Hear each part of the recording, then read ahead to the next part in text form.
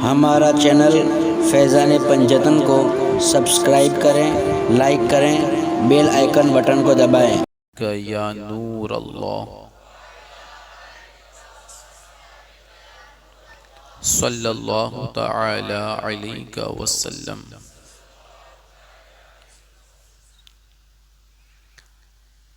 प्यारे आका सल्लल्लाहु तआला अलैहि वसल्लम के प्यारे दीवानों, हम बड़े खुशकिस्मत है कि आज इमाम तरीक़त पेशवाए असफिया हज़रत सय्यदुना दाता अली बिन उस्मान गंज बख्श हुजवेरी रदी अल्लाह ताला अन्हो की बारगाह में खिराज अक़ीदत पेश करने का मौका मिल रहा है। इत्तेफाक ये था कि आज 20वां चांद था और आज ही के दिन आपका उर्स है और आज जुमेरात भी है, तो मुनासिब यही है कि उन्हीं की बारगाह में खिराज अक़ीदत पेश किया जाए। बहुत बड़ा मकाम अल्लाह ने आपको अता फरमाया।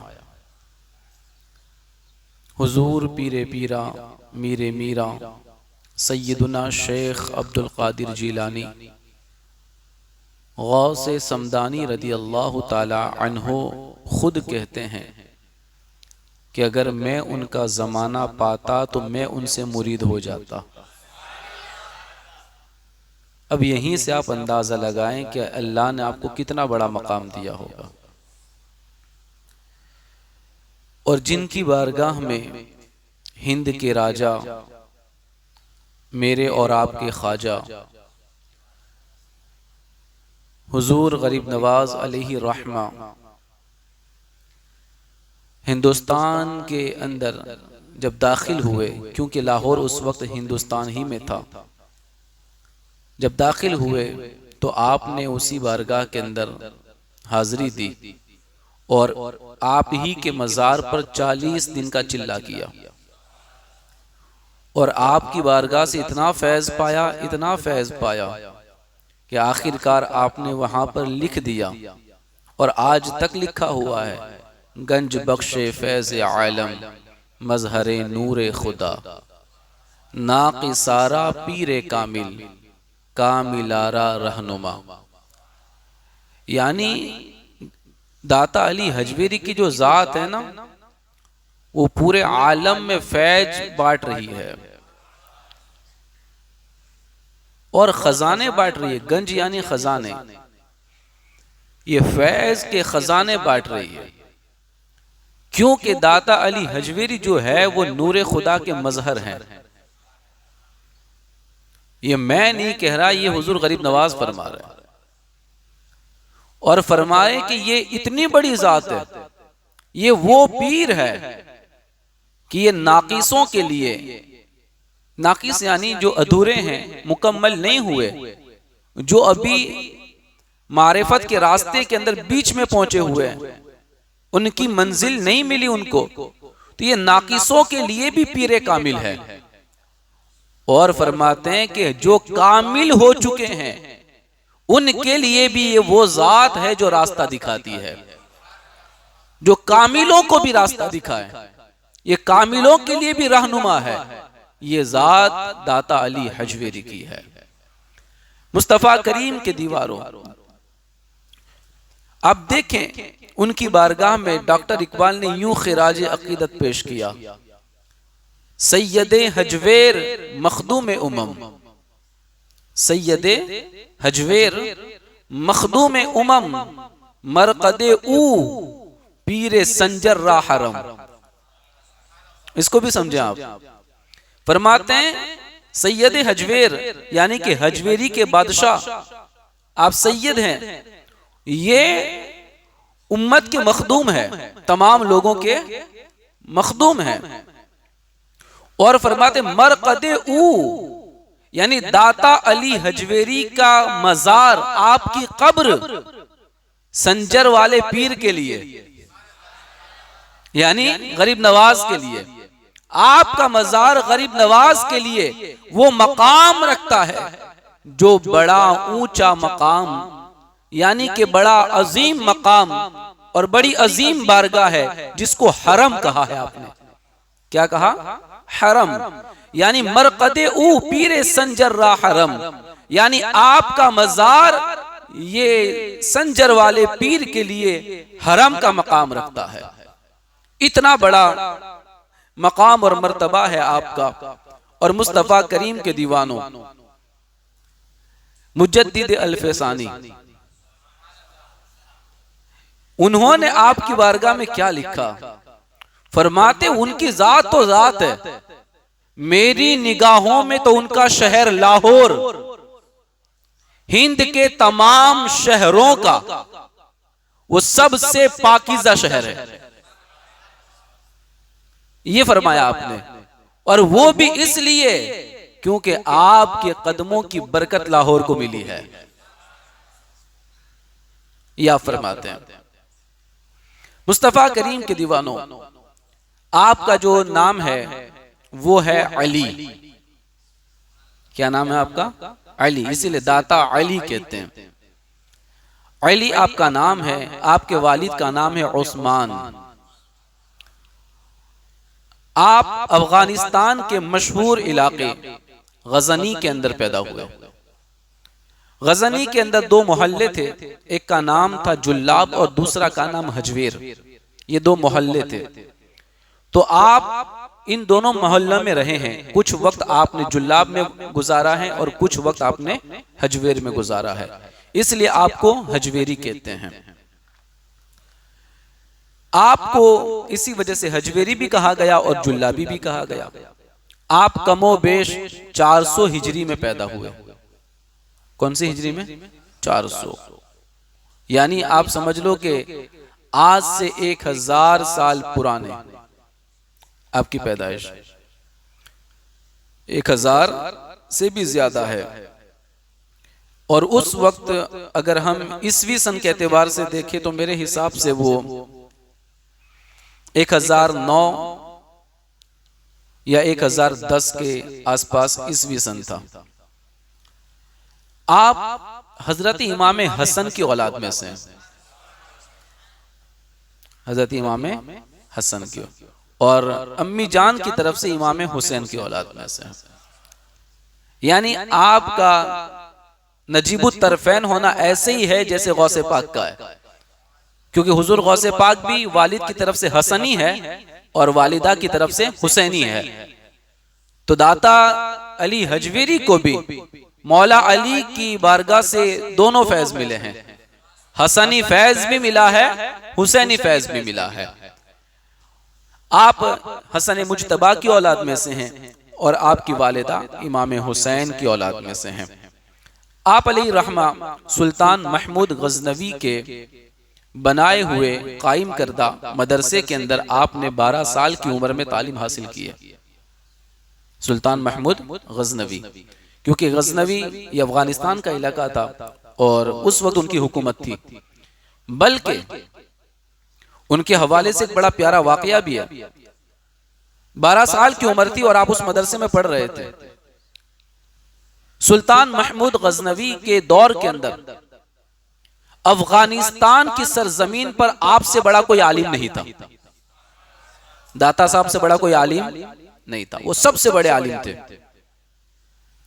बल्कि आपने सुल्तान महमूद गजनवी के दरबार के अंदर तकरीबन 20 साल की उम्र के अंदर बेदीनों से मुनाजरे किए हैं और उनको मुनाजरों में शिकस्त दी है आपने, सिर्फ 20 साल की उम्र में। क्योंकि अल्लाह तबारक व तआला ने आपको बेपनाह इल्म अता फरमाया था। आप जान लेना इस बात को कि जिस बारगाह के अंदर हाजिरी देने के लिए बड़े बड़े औलियाए कामिलीन आते हो, ये कितनी बड़ी बारगाह होगी, ये कितना बड़ा मकाम होगा आपका। और उस वक्त जिस वक्त आप महमूद गजनवी के मदरसे के अंदर आप तालीम हासिल कर रहे थे, 12-14 साल की उम्र थी आपकी। एक दिन क्या हुआ कि सुल्तान महमूद गजनवी अलैहि रहमा उसी मदरसे के अंदर तशरीफ लाए कि लाओ आज मदरसे का जायजा ले ले, विजिट कर लें। तो सुल्तान मदरसे में आए तो तमाम तलबा सुल्तान महमूद गजनवी की जियारत के लिए दौड़ पड़े। सुल्तान आए हैं तो उनकी जियारत के लिए सारे दौड़े और सब सुल्तान महमूद गजनवी के दीदार के लिए दौड़ गए। लेकिन दाता अली हजवेरी किताब पढ़ने में इतने मशगूल थे कि उन्हें पता ही नहीं चला कि सुल्तान आ रहे हैं। वो अपनी किताब ही के अंदर मशगूल हैं, पढ़ते रहे और इस कदर मुताले में डूब गए कि आपको पता ही नहीं चला कि सुल्तान आ रहे हैं। अब सुल्तान महमूद गजनवी अंदर तक दाखिल हो गए। उधर आपके उस्ताद ने कहा, बेटा देखो कौन आया है, बेटा देखो कौन आया है। जब उन्होंने देखा तो सामने सुल्तान महमूद गजनवी थे और इधर 12 साल के दाता अली हजवेरी थे। जब दाता साहब ने सुल्तान को देखा, सुल्तान ने दाता साहब को देखा, तो जैसे ही सुल्तान महमूद गजनवी ने दाता अली हजवेरी को देखा तो फौरन अपनी निगाहें झुका ली, फौरन निगाहें झुका ली। क्यों झुका ली? तो इसलिए झुका ली कि आपके चेहरे पर नूर की ऐसी तजल्ली थी कि सुल्तान महमूद आपके चेहरे को देख ना सका, देख ना सके आपके चेहरे को, और आपने अपनी निगाहों को झुका लिया। ये अजीब मंजर था मुस्तफा करीम के दीवानों। और उसके बाद फौरन सुल्तान महमूद गजनवी ने फौरन उनके उस्ताद से कहा कि ये बच्चा खुदा की कसम खुदा की तरफ रागिब है और ऐसे तालिब इल्म इस मदरसे की जीनत है। सुल्तान महमूद कोई मामूली बंदा तो था नहीं, वो भी बड़े नेक परहेजगार मुत्तकी थे। वो खुद जान गए कि ये कोई मामूली बच्चा नहीं है, समझ गए कि ये तो इस मदरसे की जीनत है और ये बड़ा पाकीज़ा बंदा है, खुदा की तरफ रागिब बंदा है। तो इसलिए सुल्तान महमूद गजनवी ने उनके चेहरे की तरफ देखा भी नहीं और ताब ही नहीं ला सके, देख ही नहीं पाए। वो आपके चेहरे के अंदर नूरानियत थी, वो बशारत थी, वो जलवे थे आपके चेहरे के अंदर। मुस्तफा करीम के दीवानों, आप देखें हुजूर दाता अली हजवेरी ने इल्म की तलब के लिए बहुत सारे ममालिक का सफर तय किया आपने, और बड़े बड़े उलमा और मशाइख की बारगाह में हाजिर होकर आपने इल्म दीन हासिल किया और आप फैज़याब हुए। सिर्फ आपने खुरासान के 300 मशाइख की बारगाह में हाजिरी देकर इल्म और हिकमत हासिल की। कितने? 300 मशाइख की बारगाह में। मैंने आपको पहले ही कहा ना कि आपके जैसा कोई आलिम पूरे अफगानिस्तान में कोई नहीं था, बल्कि मैं कहूं कि उनके दौर में उनकी तरह कोई था ही नहीं। वो अपने दौर के सरदार हैं, बड़ा मकाम है आपका। 300 मशाइख की बारगाह में इल्म हिकमत के लिए आपने ज़ानोए तलम्मुस आपने बिछाया। आपने हजरत खिज़र अलैहिस्सलाम से भी इक्तिसाब फैज़ किया और इल्म हिकमत ज़ाहिरी और बातिनी आपने हासिल किया। मुस्तफ़ा करीम के दीवानों, खुद आप फरमाते हैं कि मैंने हजरत खिज़र से दोस्ती कर ली। क्या कर ली? दोस्ती।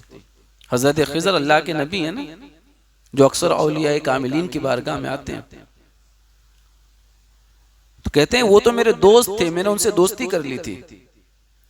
किसी ने पूछा होगा दाता अली हजवेरी से कि हजरत खिज़र से मुलाकात कैसे हो सकती है, क्या हम भी मिल सकते हैं, क्या हमारी भी मुलाकात हो सकती है हजरत खिज़र से? तो दाता अली हजवेरी ने ये फरमाया कि हजरत खिज़र अलैहिस्सलाम से मुलाकात की 3 शर्तें हैं। कितनी? 3 शर्तें, जिसमें ये 3 शर्तें पाई जाए वो हजरत खिज़र से मुलाकात कर सकता है। 3 शर्तें का कौन सी? आप फरमाते हैं कि 3 शर्तें अगर न हो तो वो तमाम जिन्नों इंस से ज्यादा इबादत गुजार क्यों ना बन जाएं, लेकिन मुलाकात नहीं कर सकता। वो कितनी भी नमाजें पढ़ ले, कितनी भी इबादत कर ले, लेकिन वो मिल सकता नहीं है। ये 3 शर्तें होनी चाहिए। नंबर 1, वो अल्लाह के नबी की सुन्नतों का आमिल होना चाहिए। क्या फरमाया? अल्लाह के नबी की सुन्नतों का आमिल होना चाहिए, यानी सुन्नतों पर अमल करने वाला होना चाहिए। वो बिदअती नहीं होना चाहिए, बिदअती नहीं होना चाहिए।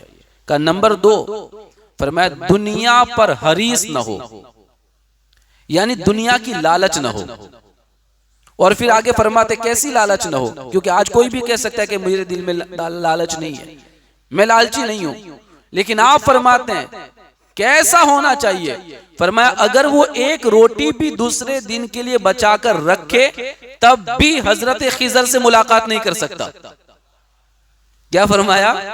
एक रोटी भी अगर दूसरे दिन के लिए बचा के रखे तो ये हजरत खिजर से मुलाकात नहीं कर सकता। हमारे यहाँ रोटी की क्या बात है, हमारे तो पैसे बैंकों में पड़े हुए हैं, घर में अनाज भरा हुआ है, पूरे पूरे साल का हमने तो बिल्कुल फिट करके रखा हुआ है, हम कैसे मुलाकात कर सकते हैं? कहा कि ये उस बंदे के लिए जो आज खाया और बस खत्म कर दिया, उसे कल की फिक्र ही नहीं है, बस है कल दिन निकलेगा तो अल्लाह खिला देगा। ये ऐसे बंदों के लिए होता है। फरमाया जिसके अंदर ये चीज पाई जाए ना, उससे हजरत खिजर अलैहिस्सलाम मुलाकात फरमाता है। ये बहुत बड़ी शर्त है, ये बहुत बड़ी शर्त है। ये तो मुझे लगता नहीं कि कोई इसे पूरा कर सके।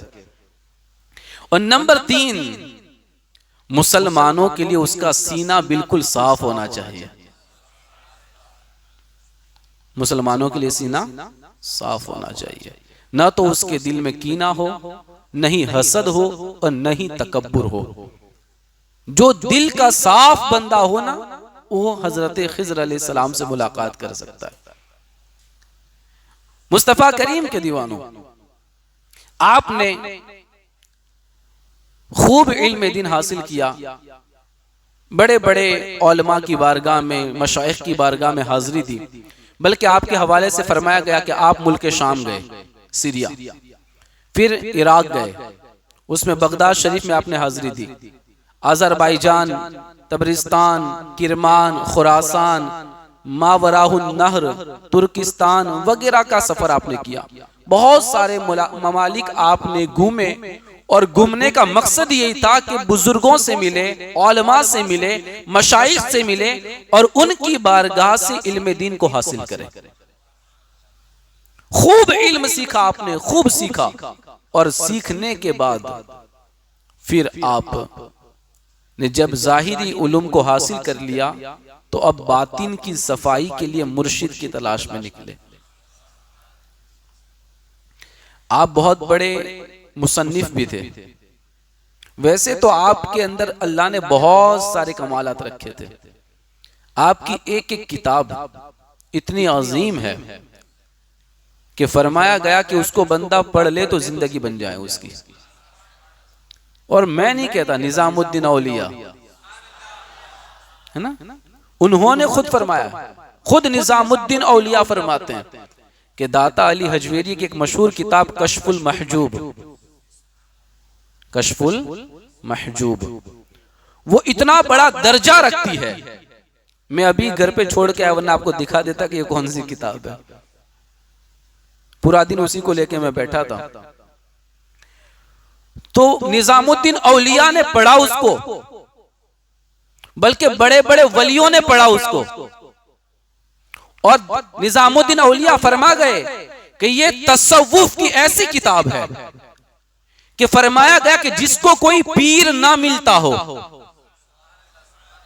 जिसको कोई पीर ना मिलता हो, या जिसका कोई पीर ना हो, या जिसको कोई कामिल पीर ना मिलता हो, फरमाया ये इस किताब को पढ़ ले, ये किताब उसकी मुर्शिद बन जाएगी। क्या फरमाया? ये किताब उसकी मुर्शिद बन जाएगी। यानी जो फैज आपको मुर्शिद से मिलने वाला था, जिस तरह आपके पीर आपकी रहनुमाई करते हैं, फरमाया गया दाता साहब की लिखी हुई ये किताब तेरी ऐसी रहनुमाई करेगी कि तुझे रब तबारक व तआला से मिला देगी। ये इतनी अजीम किताब है कश्फुल महजूब शरीफ। मुस्तफा करीम के दीवानों, उस किताब के बड़े तर्जुमे हुए हैं, बहुत बड़े बड़े तर्जुमे किए गए हैं, उर्दू में भी है, फारसी में भी है। तो ये आपकी लिखी हुई किताब का मकाम है, ये मर्तबा है आपकी लिखी हुई किताब का। और मैं कहता तो अलग बात थी, ये तो उस बंदे ने कहा है जिसको पूरी दुनिया निजामुद्दीन औलिया कहती है।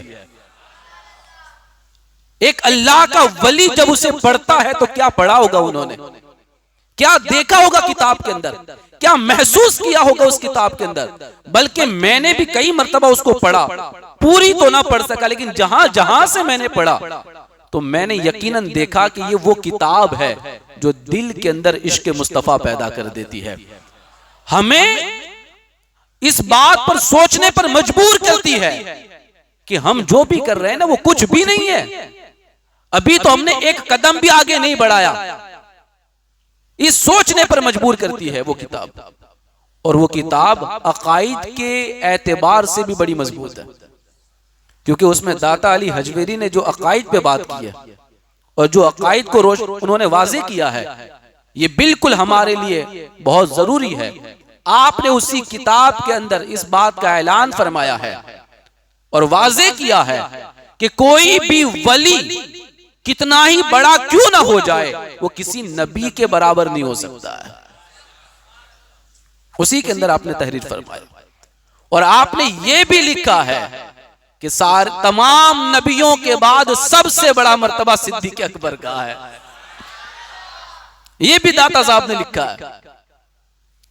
तो ये अकाईद के एतबार से भी बड़ी मजबूत है और दिलों को साफ करने के लिए भी बहुत अच्छी है। तसव्वुफ के लिए जो बंदा सूफी बनना चाहता है, अल्लाह के वलियों का फैज पाना चाहता है, अपने कुलूब और अज़हान को मुनव्वर करना चाहता है, उसके लिए वो किताब बड़ी ही बेहतरीन है। लेकिन अफसोस ये कि हमें किताबें पढ़ने का शौक नहीं है। पब्लिक तो दीनी किताब पढ़ती नहीं है। किताबों का मुताला करने का वो ज़ौक़ जो होना चाहिए ना, वो नहीं है। दोस्ताने गिरामी, हमारे अंदर किताब पढ़ने का एक शौक होना चाहिए। आप जिस जुबान में पढ़ना चाहे पढ़ सकते हैं। अभी तो सब जुबानों में अवेलेबल है, आपको मिल जाती है, पढ़ें उसको। यकीनन जब निजामुद्दीन औलिया ने कहा कि ये मुर्शिद का दर्जा रखती है, एक पीर का दर्जा रखती है, साथ में लेके चलो, ऐसा लगेगा कि मुर्शिद मेरे साथ चल रहा है। हाँ, उसको लेके चलो, पढ़ो उसको। रोज एक वरक पढ़ लोगे ना तो भी ऐसा लगेगा कि मेरे मुर्शिद मेरी रहनुमाई करते हैं, और कोई आम मुर्शिद नहीं, दाता अली हजवेरी रहनुमाई कर रहे हैं। हाँ, दाता अली हजवेरी रहनुमाई फरमा रहे हैं, और वो जिसकी रहनुमाई करे फिर क्या वो भटक सकता है, क्या वो बहक सकता है। तो मुस्तफ़ा करीम के दीवानों, आपने फरमाया कि अगर हजरत खिज़र से मुलाकात करनी है ना तो 3 शर्तें हैं। उसमें दूसरी शर्त बड़ी कठिन है। पहला तो है कि सुन्नत का आमिल बन जाए, दूसरा का दुनिया का लालची ना हो, एक रोटी भी कल के लिए बचा के ना रखे, और तीसरा कि अपना दिल मुसलमानों के लिए साफ रखे, बुग़्ज़, कीना, हसद, तकब्बुर वगैरह बिल्कुल ना हो। तो मैं कहता था कि आपने जब इल्म दीन को हासिल किया, उसके बाद एक मुर्शिद की तलाश में निकले, तो आप मुल्क शाम की तरफ गए।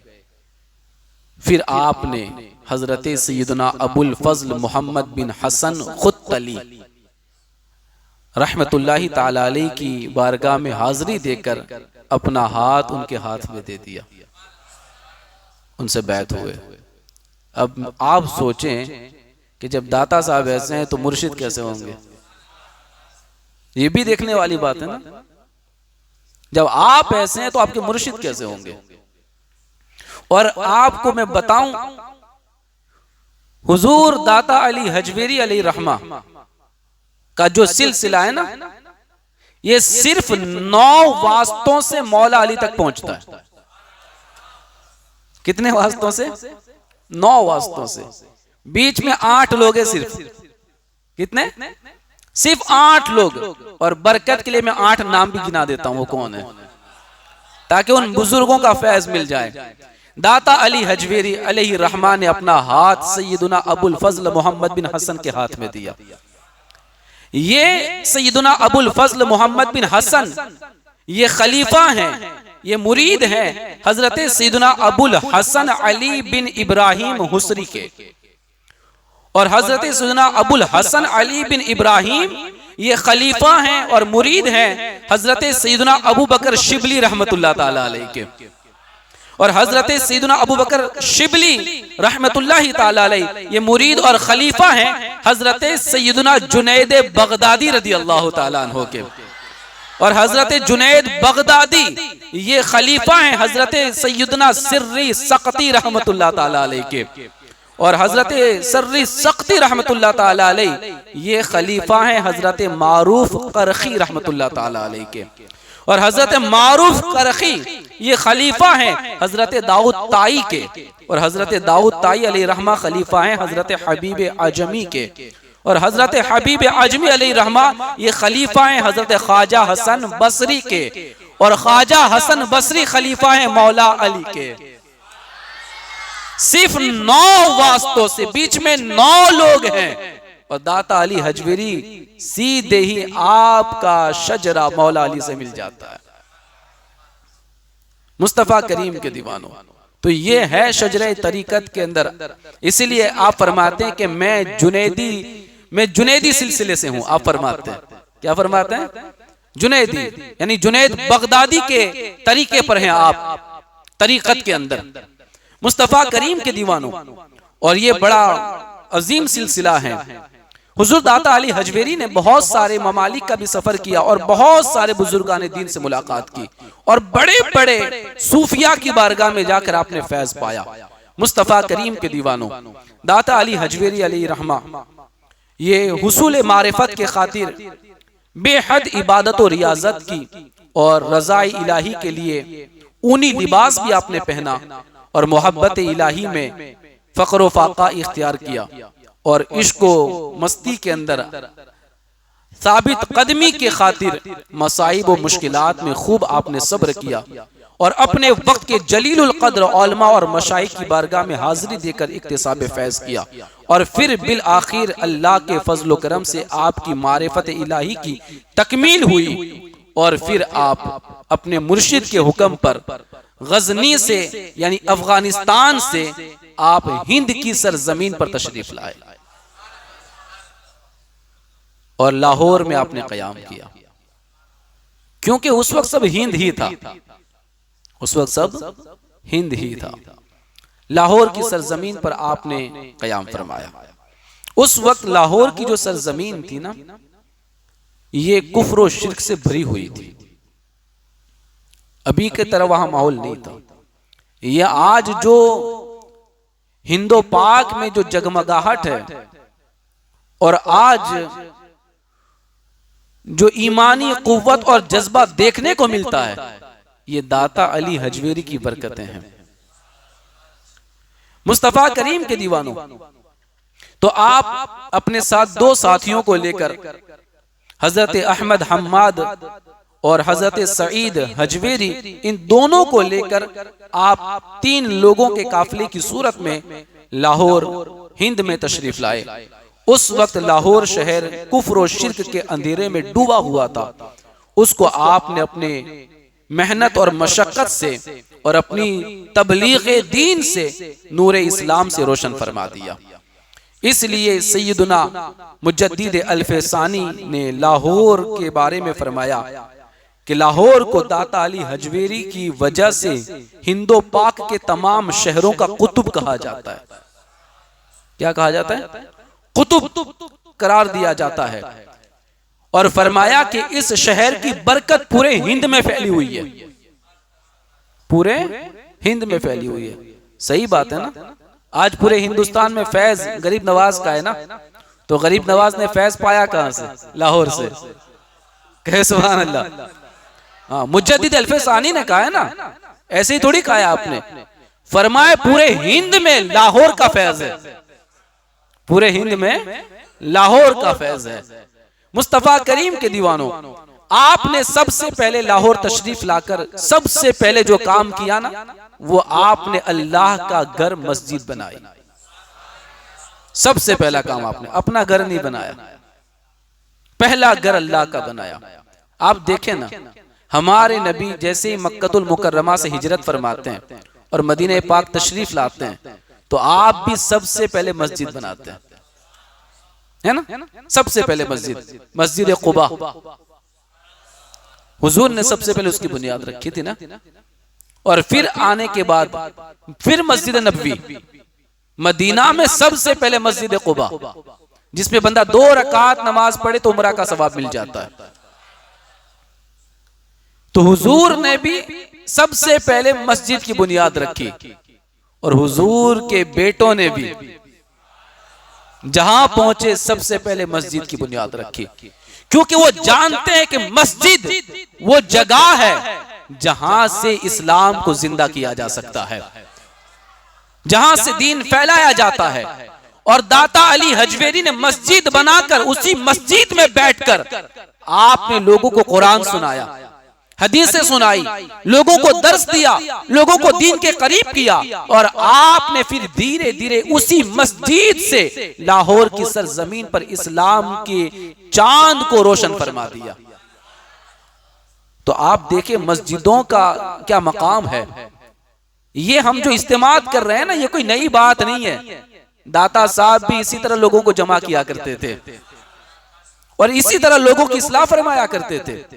इसलिए कि मस्जिदों में सिर्फ नमाज पढ़ के चले जाना नहीं है, ये मस्जिद ये दीन इस्लाम को फैलाने का एक बहुत बड़ा प्लेटफॉर्म है, एक बहुत बड़ी जगह है, बल्कि ये वो जगह है जहां हमारे अकाइद और हमारे आमाल की हिफाजत की जाती है। दोस्ताने गिरामी, तो आपने सबसे पहले मस्जिद की संगे बुनियाद रखी और खूब आपने उस मस्जिद को बनाने में मेहनत की। बल्कि मैंने पढ़ा कि दाता साहब खुद मजदूरों की तरह मस्जिद में काम करते थे, खुद आप काम करते थे मजदूरों की तरह, उसको बनाते थे। जैसे हमारे नबी ने अपने हाथों से पत्थर रख रख कर मस्जिदें बनाई, है ना। खुद हमारे नबी ने पत्थरे उठाए, गारा उठाया और मस्जिद की तामीर फरमाई। इसी तरह दाता अली हजवेरी ने भी मजदूरों की तरह आपने काम किया और बड़ी मेहनत और लगन से मस्जिद की तामीर फरमाई। उसी मस्जिद की तामीर के वक्त एक मामला भी हुआ था जहां आपकी बड़ी मशहूर करामत भी है। जब मस्जिद बन गई ना, तो उस वक्त वहां के उलमा को कुछ मस्जिद की सिमते किबला के अंदर तशवीश पैदा हुई, यानी उनको ऐसा लग रहा था कि ये मस्जिद किबले की तरफ नहीं है, उनको ऐसा लग रहा था, उनको तशवीश हुई। उन्होंने आपस में बातें शुरू की कि लगता है कि मस्जिद किबले की तरफ नहीं है, किबले की तरफ नहीं है, इस तरह का मामला उनको लग रहा था। तो जब तशवीश लाहिक हुई उनको, चुनांचे आपने एक रोज इन तमाम उलमा को जमा फरमाया, तमाम को बुला लिया, और बुलाने के बाद आपने खुद उस मस्जिद के अंदर मुसल्ले पर खड़े रहकर नमाज पढ़वाई। कहा कुछ नहीं, तुम क्या सोचते हो, क्या बोलते हो, क्या कहते हो, कुछ नहीं पूछा। वो सब जान गए कि क्या है मामला, सबको बुला लिया, कहा मेरे पीछे नमाज पढ़ लो, मैं नमाज पढ़ा देता हूं। दाता अली हजवेरी ने नमाज पढ़ाई और नमाज की अदायगी के बाद तमाम लोगों से खड़े होकर फरमाया, देखिए कि काबा शरीफ किस सिमत में है। क्या फरमाया? जरा देखो तो कि काबा किस तरफ है। बस इतना कहना था कि मस्जिद से लेकर खाने काबा तक, मस्जिद से लेकर खाने काबा तक बीच में जितने हिजाब थे सारे के सारे उठ गए और सब ने बैठे बैठे खाने काबा को अपने सामने देखा था। सब ने बैठे बैठे खाने काबा को सामने देखा और सारे उलमा ने अपनी निगाहों से देखा कि जैसी मस्जिद बनी हुई ये बिल्कुल सिमते किबला की तरफ है, सिमते किबला की तरफ है, न इधर है न उधर है। तो ये दाता अली हजवेरी है जिन्होंने लाहौर में बैठकर काबा दिखाया है। मुस्तफा करीम के दीवानों, ये है अल्लाह वाले कि लोगों के दिलों की बात भी जान लेते हैं कि लोगों का क्या ख्याल है, क्या तशवीश है, क्या सोच है उनकी, उनका जवाब कैसे देना। तो पहले नमाज पढ़ा दी और फिर कहा कि देखो यहां से क्या दिखाई देता है। तो बिल्कुल उन्होंने देखा कि जैसी मस्जिद बनी है ये सिमते किबला ही है, न इधर है न उधर है। मुस्तफा करीम के दीवानों, आपकी बहुत सारी करामतें भी मौजूद हैं और आपके बहुत प्यारे प्यारे फरामीन भी मौजूद हैं। मैंने यही चाहा था कि कुछ फरामीन आपके गोश गुजार कर दूं ताकि इतनी बड़ी हस्ती की कुछ बातें किसी के दिल में उतर जाएं तो जिंदगी बदल जाए। मुस्तफा करीम के दीवानों, आपकी एक दूसरी भी करामत है, बड़ी प्यारी करामत है। देखें, जब भी औलिया कामिलीन का जिक्र हो तो दो चीजें खास याद रखो, एक करामात, दूसरी तालीमात। क्या है? तालीमात और करामात। करामात भी हक है और ये भी कुरान से साबित है। असहाबे कहफ का वाकया उस पर गवाह है, हजरत मरियम का वाकया इस पर गवाह है। इसी तरीके से हजरत सुलेमान के कहने पर तख्ते बिल्किस का लाना ये भी इसी करामत पर गवाह है। मुस्तफा करीम के दीवानों, तो करामात ये कुरान से साबित है। तो जब भी वलियों का जिक्र हो तो करामात भी हो और तालीमात भी हो। लेकिन ये बात है कि बंदा करामत सुने तो करामत दिखा तो नहीं सकता ना। आप करामत सुन सकते लेकिन दिखा तो नहीं सकते ना, क्योंकि ये अल्लाह के वली दिखा सकते हैं। लेकिन तालीमात वो चीज है, तालीमात वो चीज है कि आप सुन सकते हैं और अमल भी कर सकते हैं। तो अल्लाह के वलियों की तालीमात का ये फायदा है कि वो उन्होंने क्या किया, क्या कहा, जो किया वो तुम करो, जो कहा तुम करो। उनकी तालीमात पर तुम अमल कर सकते हो। तो हम करामात भी बयान करें ताकि अहले सुन्नत व जमात की हक्कानियत भी साबित हो जाए, और तालीमात को भी बयान करें ताकि हम जैसे गुनहगार उनकी तालीमात पर अमल करके अपने रब को राजी भी कर सके। तो करामत के हवाले से फरमाया गया कि लाहौर के अंदर उस वक्त जो नाइब हाकिम था, कौन था? नाइब हाकिम वहां का, वो राय राजू था। इसका नाम क्या था? राय राजू। वो अपने दिल के अंदर इस्लाम के खिलाफ बड़ी अदावत रखता था, दुश्मनी रखता था इस्लाम के बारे में।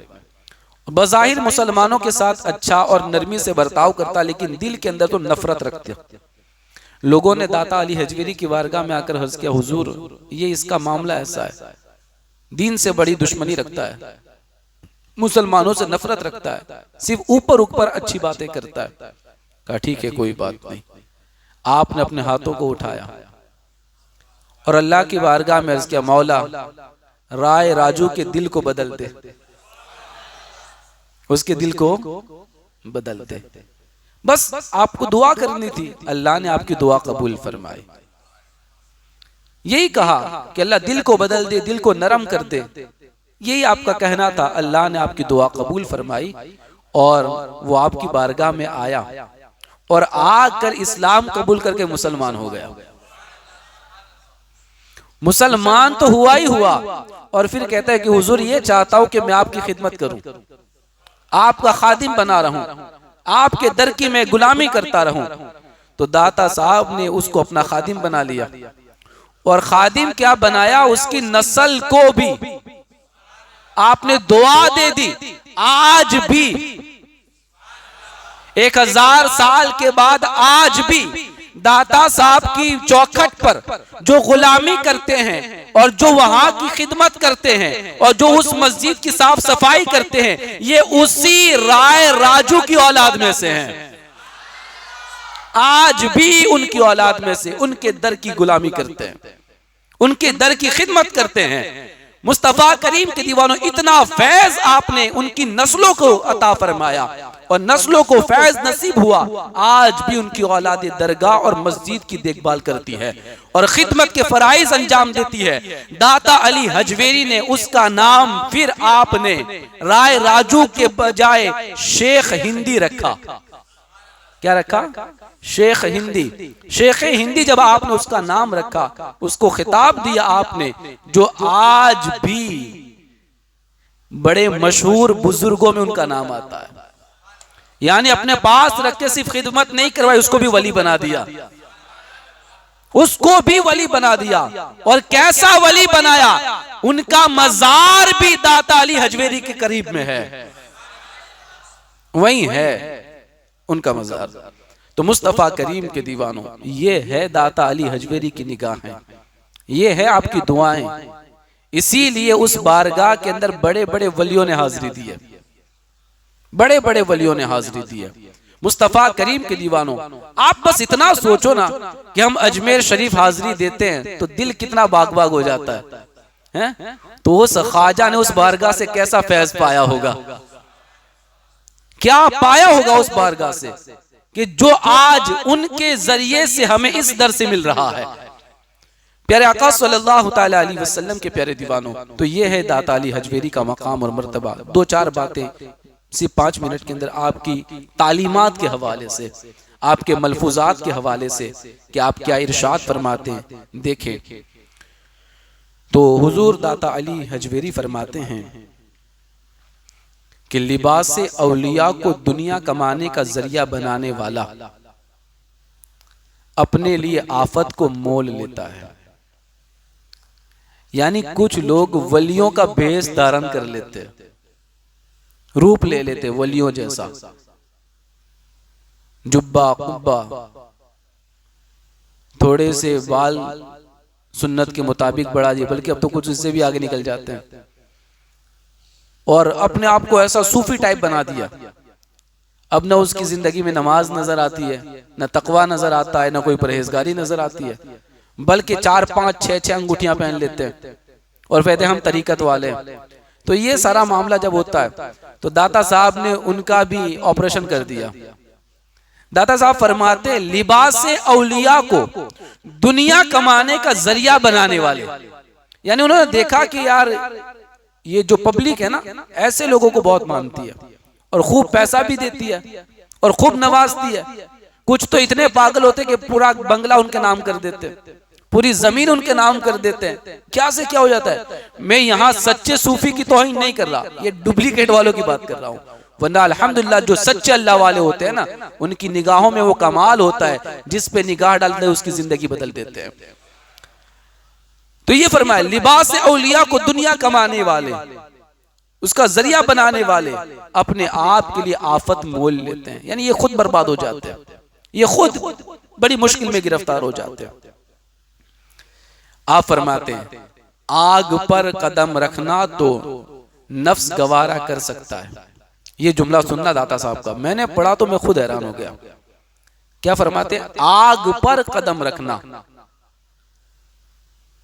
तो नफ्स को गवारा कर सकता है, यानी हमारा जो नफ्स है ना, ये आग पर कदम रखने के लिए तो तैयार हो सकता है, ये उसको गवारा हो सकता है, लेकिन इल्म पर अमल करना उसके लिए बड़ा दुश्वार है। बड़ी बात कही आपने। क्या कहा? इल्म पर अमल करना ये इससे भी बड़ा दुश्वार है। हमारा नफ्स अमल करने के लिए तैयार नहीं होता। कहा कि नफ्स इतना बदमाश है कि वो आग पे कदम रखने के लिए तैयार हो जाएगा, लेकिन अमल करने के लिए तैयार नहीं होगा। बहुत बड़ी बात कही आपने, बहुत बड़ी बात कही। और आप फरमाते हैं, जिसे अल्लाह पसंद फरमाता है अवाम उसे पसंद नहीं करती। बहुत बड़ी बात है। यानी जिसको अल्लाह पसंद करता है ना, उसको पब्लिक पसंद नहीं करती, और जिसे अपना वजूद पसंद आया, जिसको अपना वजूद पसंद आया, अल्लाह उसे पसंद नहीं करता, अल्लाह उसे पसंद नहीं करता।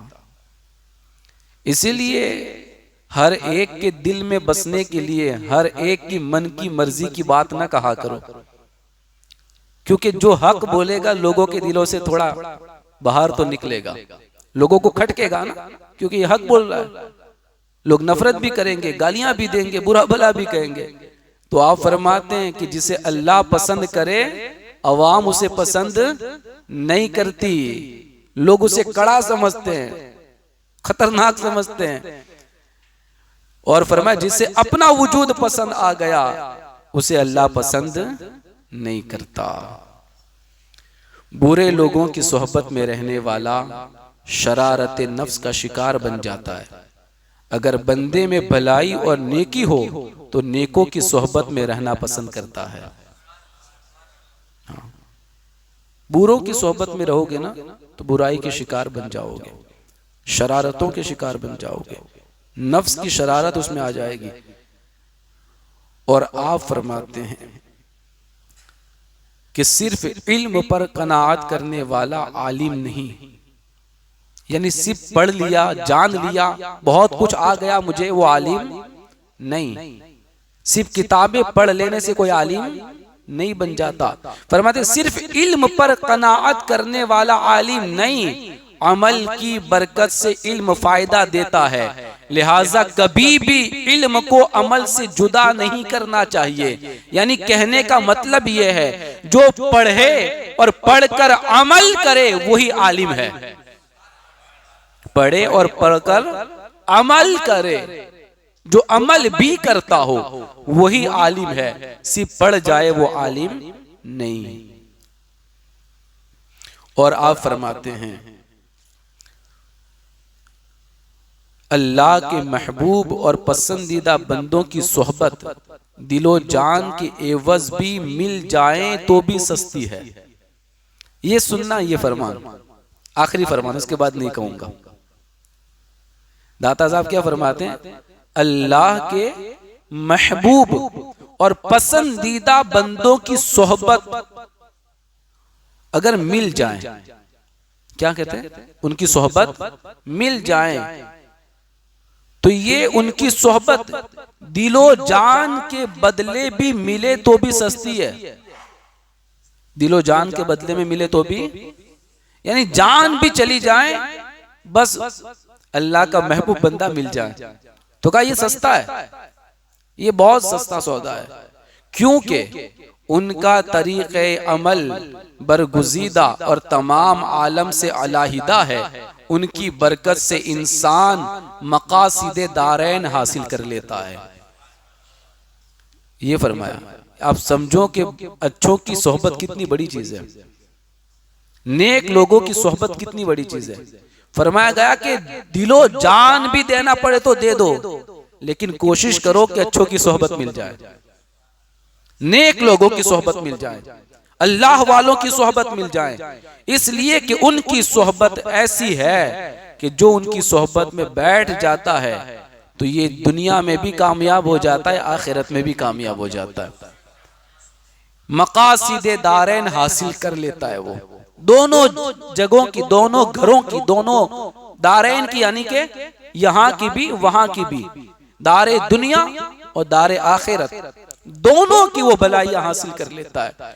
तो दाता साहब फरमाते हैं कि जिसको भी अल्लाह वालों की सोहबत मिल जाए दिलो जान देने पर भी, तो कहा कि ले ले, ये बड़ी कीमती है।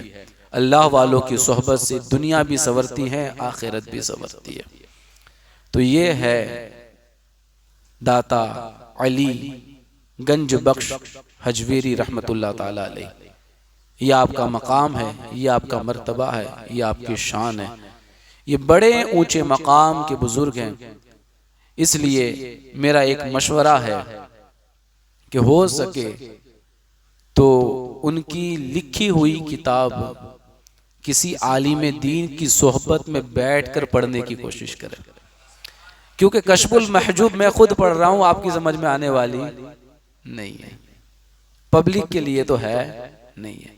उसको किसी आलिम की सोहबत में बैठ के पढ़ना पड़े, उसको समझना पड़े। और मैं कहता हूं जो उसको एक बार पढ़ गया और समझ गया, यकीन जानो उसको मुर्शिद हक मिल गया है, उसकी मंजिलें तय हो जाएगी, उसके रास्ते बदल जाएंगे, उसकी जिंदगी संवर जाएगी। ये बहुत अजीम किताब है।